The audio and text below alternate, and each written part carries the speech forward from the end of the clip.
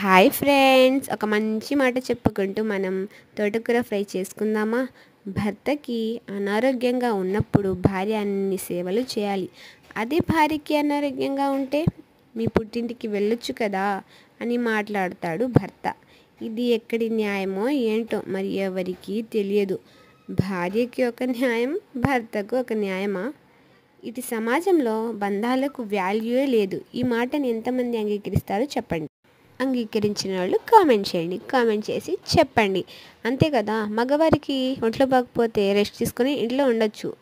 అదే ఆడవారికి ఒంట్లో బాగపోతే రెస్ట్ తీసుకోగలమా? రెస్ట్ తీసుకొని మనం పడుకోగలమా?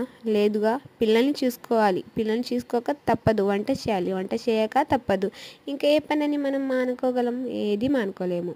అంతే కదా. కరెక్ట్ చెప్పానా, రాంగ్ చెప్పానా? ఈ వీడియో నచ్చితే షేర్ చేయండి, సబ్స్క్రైబ్ చేయండి. And bye. Thank you.